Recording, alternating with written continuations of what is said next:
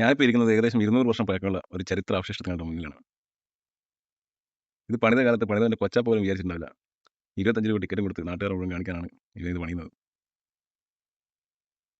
നമ്മൾ ഹോളിവുഡ് സിനിമയിലൊക്കെ കാണുന്ന നല്ല വെളുത്ത സായിപ്പന്മാരുണ്ടല്ലോ, അവന്മാരും ടിപ്പു സുൽത്താനും കൂടി തോക്കിൽ ഉണ്ടയിട്ട് അങ്ങോട്ടും ഇങ്ങോട്ടും വെടിവെച്ച് കളിച്ച ഒരു ചരിത്ര സ്മാരകത്തിന് മുന്നിലാണ് ഞാനിപ്പോൾ ഉള്ളത്.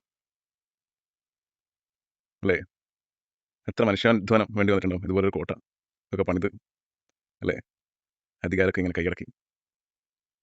പക്ഷേ 1776 ടിപ്പു സുൽത്താൻ ഇത് പണിതു. പക്ഷേ ബ്രിട്ടീഷുകാർ അധികം താമസിയാതെ ഏകദേശം ഒരു 1800 ആകുമ്പോഴത്തേക്കും ബ്രിട്ടീഷുകാരുടെ കയ്യിലായ ഒരു കോട്ടയാണ് പാലക്കാട് ഫോർട്ട്. ആ പാലക്കാട് ഫോർട്ടിൻ്റെ അകത്താണ് ഞങ്ങൾ. ഇത്രയൊക്കെയുള്ള മനുഷ്യന്മാരുടെ കാര്യം അല്ലേ? ഞാനിപ്പോൾ ആലോചിക്കുന്നതല്ല ബ്രിട്ടീഷുകാരുടെ കാര്യം. കാരണം ബ്രിട്ടീഷുകാരെ സമ്മതിക്കണം. കടൽ കടന്നും 200-250 വർഷങ്ങൾക്ക് മുന്നേയൊക്കെ കടൽ കടന്നല്ലേ ഏത് കരയിലെത്തുന്നുള്ള യാതൊരു ഉറപ്പില്ലാതെ പോക്കും ഉണ്ടകളുമായിട്ട് ഓരോ സ്ഥലങ്ങൾ വെട്ടിപ്പിടിക്കാനും കൈയടക്കാനും വേണ്ടി ഒക്കെ അവർ യാത്ര ചെയ്യണം കടലിലൂടെ. ആ യാത്ര ഒരുപക്ഷെ മറുകരയിലെത്തുമെന്നുള്ള ഒരു ഉറപ്പ് പോലും അവർക്കില്ല. എങ്കിലും അവരിങ്ങനെ ധൈര്യം, അല്ലേ? ഒരു വല്ലാത്ത ധൈര്യമാണ്. സത്യത്തിൽ പട്ടിണി നമ്മുടെ 1960-കളിലൊക്കെ പട്ടിണിയുണ്ട്. കേരളത്തിൽ നിന്ന് ഒരുപാട് ആളുകൾ, നമ്മുടെ തന്നെ പൂർവികരായിട്ടുള്ള ഒരുപാട് ആളുകൾ ഗൾഫ് രാജ്യങ്ങളിലൊക്കെ കപ്പലിൽ പോയിട്ടുണ്ട്. അത് പട്ടിണി ഉണ്ടാകും, വിശപ്പുണ്ട്. പക്ഷേ ഇംഗ്ലീഷുകാർക്ക് വിശപ്പായിരുന്നില്ല, കഴപ്പായിരുന്നു. കഴപ്പ് ശരിക്ക് ആ കഴപ്പന്മാർക്ക് ഇന്നും തീർന്നിട്ടില്ല. കാരണം ഇറാനിലൊക്കെ ഇങ്ങനെ പോകുമ്പോണ്ടിരിക്കണം. ഇന്നും വെള്ളക്കാരൻ്റെ കഴപ്പ് തീർന്നിട്ടില്ല. അപ്പോൾ നമ്മളിങ്ങനെ ഒരു ചരിത്ര ശേഷിപ്പിൻ്റെ വാതിൽക്കൽ, അത് വല്ലാത്തൊരു അനുഭൂതിയാണ് വരുന്നത്.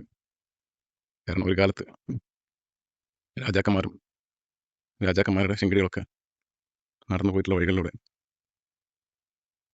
20 രൂപ ടിക്കറ്റ് എടുത്ത് നമുക്കിങ്ങനെ നടക്കാൻ പറ്റുമെന്ന് പറയുന്നത് വല്ലാത്തൊരു ഭാഗ്യമാണ്. ഈ കോട്ട ഇപ്പോൾ ഉള്ളത് സെൻട്രൽ ഗവൺമെൻറ് കയ്യിലാണ്, കേന്ദ്ര സർക്കാരിൻ്റെ കയ്യിലാണ് ഈ കോട്ട ഉള്ളത്. അതായത് യുനെസ്കോ ലോക പൈതൃക പട്ടികയിൽ ഇടം നേടിയിട്ടുള്ളൊരു കോട്ടയാണിത്, ഹെറിറ്റേജ്. അപ്പോൾ യുനെസ്കോയുടെ ഭാഗമായിട്ടുള്ള ഒരു കോട്ടയായതുകൊണ്ട് തന്നെ ഇതിനെ കൈകാര്യം ചെയ്യുന്നത് കേന്ദ്ര സർക്കാർ നേരിട്ടാണ്. ഈ കോട്ടക്കുള്ളിൽ നമുക്ക് കാണാമെന്ന് വെച്ച് കഴിഞ്ഞാൽ കുറച്ച് പഴയ കെട്ടിടങ്ങളും പിന്നെ കോട്ടയിലെ പഴയ ചില ചരിത്രാവശിഷ്ടങ്ങളൊക്കെയാണ്.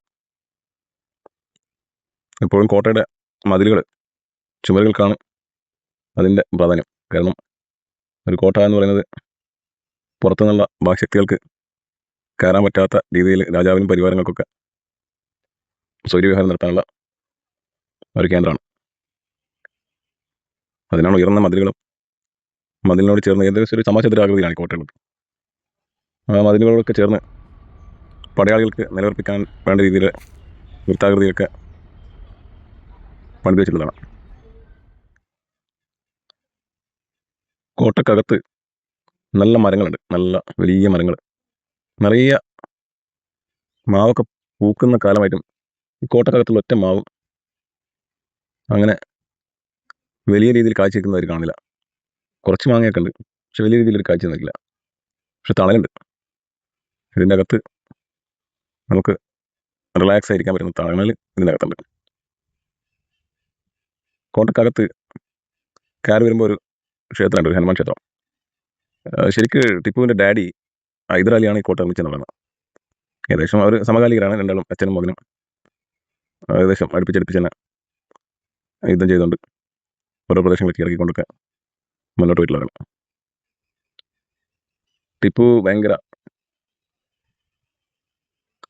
ഒരു എന്താ പറയുക, ഒരു വർഗീയവാദിയാണെന്നൊക്കെ പറയുന്നതിന് ഒരു വിരുദ്ധമാണ് കോട്ടക്കകത്ത് നമുക്ക് കാണാൻ പറ്റുക. കാരണം കോട്ടക്കകത്ത് കയറി വരുമ്പോൾ തന്നെ നമുക്ക് കോട്ടക്കകത്ത് ഇവിടുത്തെ സൈന്യം, ടിപ്പുവിൻ്റെ സൈന്യം ആരാധിച്ചിട്ടുള്ള ഒരു ഹനുമാൻ ക്ഷേത്രം കാണാൻ പറ്റും. അതിവിടെ മാത്രമല്ല, നമുക്ക് കർണാടകയിൽ കോട്ടയിലുണ്ട് അതേപോലെ ഒരു രംഗനാഥ ക്ഷേത്രം കർണാടകയിലുണ്ട്. ചില ക്ഷേത്രങ്ങൾക്ക് ടിപ്പു ആക്രമണം നടത്തിയതും ചരിത്രത്തിൽ കാണാം. അത് എങ്ങനെയൊക്കെ നമ്മൾ കൂട്ടി വായിച്ചു കഴിഞ്ഞാലും അത് ടിപ്പു ഒരു വർഗീയവാദിയാണ് എന്നുള്ള രീതിയിലുള്ളത്. അത് സ്വാഭാവികമായിട്ടും ക്ഷേത്രങ്ങൾക്കകത്തന്ന് സ്വർണ്ണങ്ങളും സമ്പത്തൊക്കെ സൂക്ഷിച്ചു വെക്കാറുണ്ടായിരുന്നു.